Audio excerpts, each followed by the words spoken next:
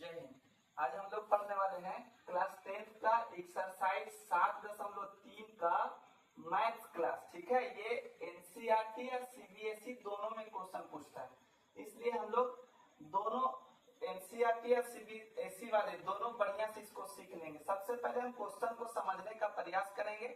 अगर हमें क्वेश्चन समझ में आ जाएगा तो उसका आंसर ढूंढने में आसानी हो जाता है। जैसे एग्जाम्पल में सीखिए, जैसे हम लोग को जाना है डॉक्टर पास। अब कौन डॉक्टर पास जाना है सो पता नहीं, तो जब डॉक्टर के पास जाना है पता नहीं तो कौन डॉक्टर पास घूमते रहेंगे और हम लोग डॉक्टर पास पहुंच भी नहीं सकेंगे। लेकिन अगर किसी डॉक्टर पास जाना हमको और उनका नाम और एड्रेस पता तो सीधा हम लोग डायरेक्टली वहीं पर पहुंच जाएंगे, है कि नहीं। तो उसी तरह से क्वेश्चन है, अगर क्वेश्चन हमें समझ में आ जाएगा तो उसका आंसर बहुत आसानी तरीका से निकाल लेंगे। लेकिन समझ में नहीं आएगा तो बनाते रहिए आंसर आने का नाम नहीं लेगा। तो सबसे पहले हम लोग क्वेश्चन को समझेंगे, उसके बाद उसका हल निकालने का प्रयास करेंगे। देखिए क्या कहता है, उस चतुर्भुज का क्षेत्रफल ज्ञात कीजिए जिसके शीर्ष दिए हुए कितना -4 -2 -3 -5 3 -2 और 2 और 3 इसी क्रम में है, मतलब इस चतुर्भुज का क्षेत्रफल। तो हम यहाँ पर लिख दिए पहले कुछ, ताकि वीडियो लंबा नहीं हो। एक चतुर्भुज बना दिए ए बी सी और डी। देखिए इसमें ए बी सी डी दिया हुआ नहीं था तो हम लोग मान लिए, क्या माने, ए का जो निर्देशांक है कितना 4 -2, बी का निर्देशांक 3 -5, सी का निर्देशांक 3 -2 और डी का निर्देशांक कितना है 2 और 3 है। तो उसी तरह हम लोग मान लिए ए बी सी और डी। अब ये क्या है, चतुर्भुज है, तो हम क्या किए, एक विकर्ण खींच दिए यहाँ से यहाँ तक। ठीक है, क्या किए, एक विकर्ण खींच दिए। अब देखिए जब विकर्ण खींचेंगे तो ये हो जाएगा भाग 1 और ये हो जाएगा भाग 2। अगर बढ़िया से देखिएगा तो ये अलग से एक त्रिभुज बन रहा है, ये अलग से एक त्रिभुज बन रहा है। अब कहता है इस चतुर्भुज का क्षेत्रफल बताइए। तो हम क्या करेंगे, इस त्रिभुज का क्षेत्रफल निकाल लेते हैं और इस त्रिभुज का क्षेत्रफल निकाल लेते हैं। दोनों को क्या करेंगे, जोड़ देंगे। तो जोड़ दीजिएगा तो दोनों क्या हो जाएगा, मिल जाएगा। तो बनेगा क्या चीज, ए बी सी डी, क्या बन जाएगा, चतुर्भुज बन जाएगा। तो त्रिभुज का क्षेत्रफल निकालने के लिए सीखे हैं, उसी तरह से हम लोग निकालते हैं त्रिभुज ए बी सी और एक बनेगा त्रिभुज ए सी डी या ए बी सी, दोनों में से कोई भी लिख सकते हैं। ठीक है, तो हम क्या किए, देखिए यहाँ पर ए बी सी वाला निर्देशांक लिख लिए। ए बी सी वाला क्या किए, निर्देशांक लिखे।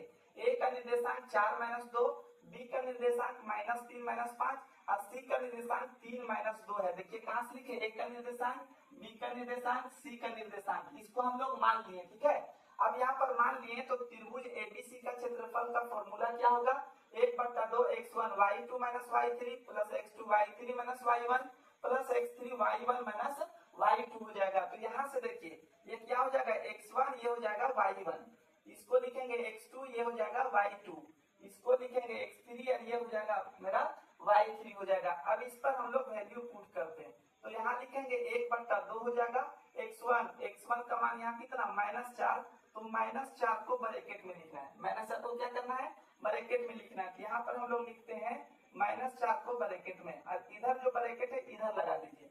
y2 का मान कितना -5, तो यहाँ पर लिखिए -5।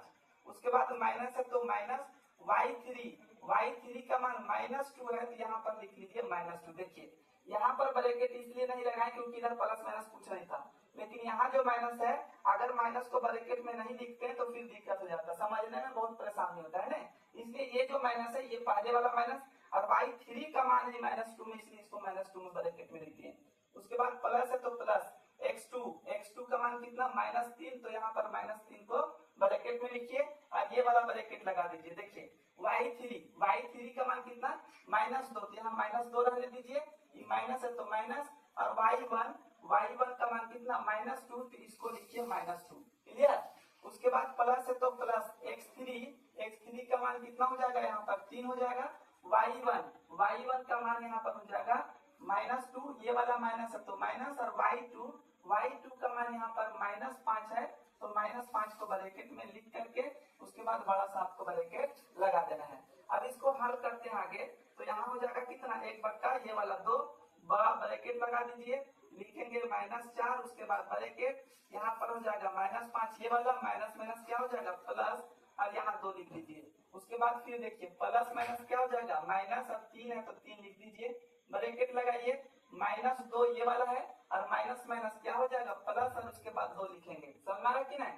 उसके बाद प्लस है तो प्लस, उसके बाद 3, यहाँ पर कितना -2, तो आपको -2 लिखना है। उसके बाद माइनस माइनस क्या हो जाएगा प्लस, और 5 जो बच गया उसको लिख दीजिए और यहाँ पर ब्रैकेट लगा देना है।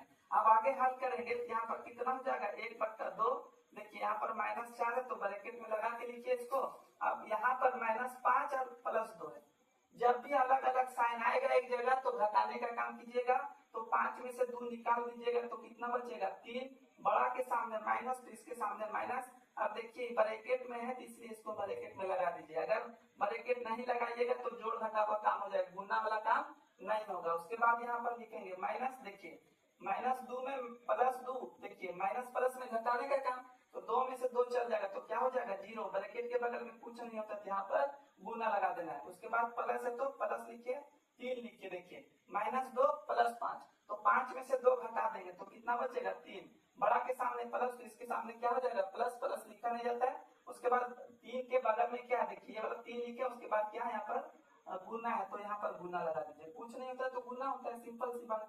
यहाँ पर लिखेंगे 1/2, अब गुना कर दीजिए, 4 दिया कितना हो जाएगा 12, माइनस माइनस प्लस, प्लस लिखा नहीं जाता है, इसको गुना कीजिएगा तो 0 हो जाएगा, और प्लस 3 दिया कितना हो जाएगा यहाँ पर 9 हो जाएगा। कैसे बनाएंगे इसको, लिखेंगे 1/2। अब देखिए यहाँ पर ये तो 0 खत्म हो जाएगा तो कितना लिखेंगे 12, प्लस कितना हो जाएगा यहाँ पर 9 हो जाएगा। यहाँ लिखेंगे 1/2, आप जोड़िएगा तो कितना हो जाएगा यहाँ पर 21 हो जाएगा। कितना हो जाएगा 21, इसके नीचे कुछ नहीं होता तो 1, तो 21 को 1 से गुना कीजिएगा तो 21, और बट्टा में 2 एकम कितना हो जाएगा 2। तो ये त्रिभुज एबीसी का क्षेत्रफल निकाल लिए। अब क्या करना है, अब हम लोग को निकालना है त्रिभुज एसीडी का क्षेत्रफल, भाग 2 वाला का क्षेत्रफल निकालते हैं। तो इसके लिए देखिए लिख दिए हैं ए का निर्देशांक, सी का निर्देशांक, उसके बाद डी का निर्देशांक।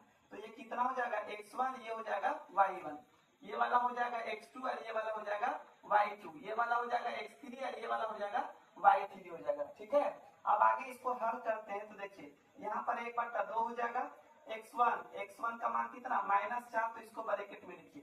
फिर ब्रैकेट y2 के जगह पर कितना -2, तो -2 को भी ब्रैकेट में लिखिए। यहाँ माइनस है तो माइनस, y3 का मान यहाँ पर 3 है तो 3 लिख दीजिए, समझ रहा है कि नहीं। उसके बाद प्लस है तो प्लस x2 का मान यहाँ पर कितना है 3, उसके बाद ब्रैकेट y3 का मान यहाँ पर कितना है 3, उसके बाद माइनस y1 का मान देखिए कितना -2 है, y1 का मान -2, तो -2 को ब्रैकेट में लिखना है। उसके बाद प्लस लिखिए x3 का मान यहाँ पर कितना है 2, उसके बाद ब्रैकेट y1 का मान यहाँ पर लिखेंगे -2, माइनस y2 का मान है -2, तो इसको ब्रैकेट में लिखना है। y2 का मान कितना, देखिए यहाँ पर यहाँ से y2 का मान कितना -2, तो इसको -2 को ब्रैकेट में लिखना है, ब्रैकेट लगाइए और उसके बाद बड़ा ब्रैकेट लगा देना है। अब इसको हल करेंगे तो यहाँ पर कितना आएगा 1/2 आ जाएगा। यहाँ लिखेंगे -4 को ब्रैकेट में, यहाँ पर कुछ नहीं होता तो गुना लिखिए, यहाँ -2 और -3 बच जाएगा। उसके बाद प्लस लिखिए, यहाँ पर लिखेंगे 3, ये 3 है तो 3 लिखना है, माइनस माइनस क्या हो जाएगा प्लस, और उसके बाद 2 हो जाएगा। उसके बाद यहाँ प्लस है तो प्लस लिखिए, 2 है तो 2 लिखिए, उसके बाद ब्रैकेट -2, माइनस माइनस क्या हो जाएगा प्लस, और उसके बाद 2 लिखिए और ब्रैकेट बंद कर दीजिए। फिर आगे लिखेंगे तो 1/2 हो जाएगा, यहाँ पर -4 लिखते हैं, गुना देखिए दोनों को जोड़ देंगे, क्यों जोड़ेंगे क्योंकि माइनस माइनस में जोड़ा जाता है, तो 3 और 2 5 हो जाएगा, लेकिन ये माइनस में जोड़िएगा तो आपको माइनस में लिखना पड़ेगा, प्लस में जोड़िएगा आपको प्लस में लिखना पड़ेगा। उसके बाद प्लस है तो +3, और यहाँ पर देखिए प्लस में जोड़ेंगे 3 और 2 कितना हो जाएगा 5, और बीच में कुछ नहीं तो गुना हो जाएगा। उसके बाद +2, देखिए माइनस प्लस में घटाव का काम, घटाइएगा तो क्या हो जाएगा 0, तो 2 लिखें, ब्रैकेट के पास गुना, 2 में 2 घटा देंगे तो 0 हो जाएगा।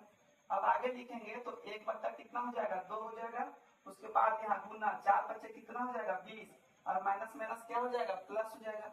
उसके बाद प्लस 5 दिया कितना हो जाएगा यहाँ पर 15, और प्लस यहाँ गुना कीजिएगा तो क्या हो जाएगा 0 हो जाएगा। यहाँ लिखते हैं 1/2, अब इसको जोड़ दीजिएगा तो कितना हो जाएगा, यहाँ पर हो जाएगा 5, और 2 और 1 मिला के हो जाएगा कितना 3, तो हो जाएगा 35, 20 और 15 कितना 35, और बीच में कुछ नहीं होता तो गुना, इसके नीचे कितना हो जाएगा 1। अब इसको हल कीजिएगा तो 35 से कम 35, और बट्टा में 2 एकम कितना हो जाएगा 2, तो ये एसीडी का क्षेत्रफल निकाले। दोनों को अलग अलग निकाल लिए। अब क्या करेंगे ए बी सी डी का क्षेत्रफल लिखेंगे, तो यहाँ लिख देते हैं, लिखेंगे ए बी सी डी का क्षेत्रफल, और क्षेत्रफल में क्या चीज जोड़ेंगे, एबीसी का क्षेत्रफल, यहाँ लिखेंगे एबीसी का क्षेत्रफल हो जाएगा, और प्लस क्या लिखेंगे, एसीडी का क्षेत्रफल, तो लिखेंगे एसीडी का क्षेत्रफल हो जाएगा। अब यहाँ देखिए एबीसी का क्षेत्रफल कितना, तो देखिए 21/2, तो यहाँ लिखेंगे 21/2, और प्लस एसीडी का क्षेत्रफल कितना, तो हो जाएगा 35/2 हो जाएगा। अब इसको आगे हल करेंगे तो एलसीएम दीजिएगा तो कितना हो जाएगा, 2, 2 एकम 2 तो 21 से कम 21 प्लस 2 एकम 2 तो 35 से कम 35 हो जाएगा। इसको हल करते हैं, नीचे जगह कम है इसलिए नहीं दिखेगा वीडियो में तो दिक्कत हो जाएगा।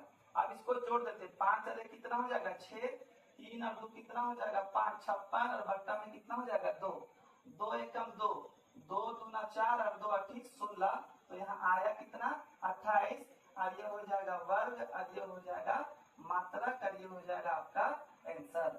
आशा कर रहे हैं कि हम आपको ये क्वेश्चन बहुत बढ़िया से समझा पाए हैं और आपको समझ में भी आया होगा। अगर आपको वीडियो और क्वेश्चन बताने का तरीका समझ में आता है तो वीडियो को लाइक शेयर सब्सक्राइब जरूर कीजिएगा। नेक्स्ट टाइम में इसका आगे वाला क्वेश्चन लेकर